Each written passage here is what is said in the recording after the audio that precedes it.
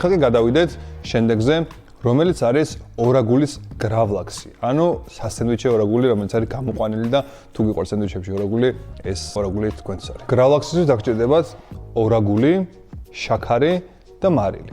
შაქარი და მარილი უნდა იხმაროთ ორაგულის წონის 15%. თქვენი ორაგული თუ არის 100 გრამი, უნდა იხმაროთ 15 გრამი შაქარი და 15 გრამი მარილი. თქვენი ორაგული თუ არის 200 გრამი, უნდა იხმაროთ 30 გრამი მარილი და 30 გრამი შაქარი. ორაგულის წონა უნდა გაყოთ 100-ზე და გამრავლოთ 15-ზე. ან ტელეფონს გახსნით, ჩაწერთ ორაგულის წონა რამდენია და განვალეთ 0.15-ზე.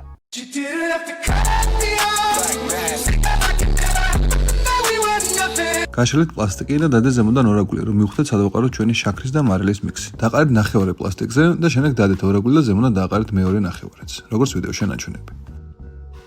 კარგად გადაახვიეთ, შეფუთეთ ორაგული და მზად არის მაცივარში შესანახად.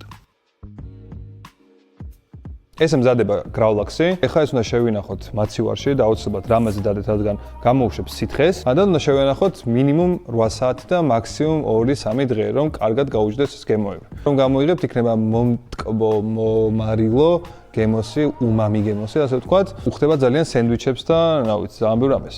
რომ გამოიღებთ, დაჭერეთ ძალიან თხლად, აჭრები და მთავარი მავიწყდებოდა. რომ გამოიღებთ, აუცილებლად უნდა გარეცხოთ გრავლაქსი, ანუ ეს ზედმეტი ფენა რაც აქვს მოაშოროთ, კარგად გაამშრალოთ და ისე შეინახოთ შემდეგ მაცივარში. და ინახება დაახლოებით 4-5 დღე.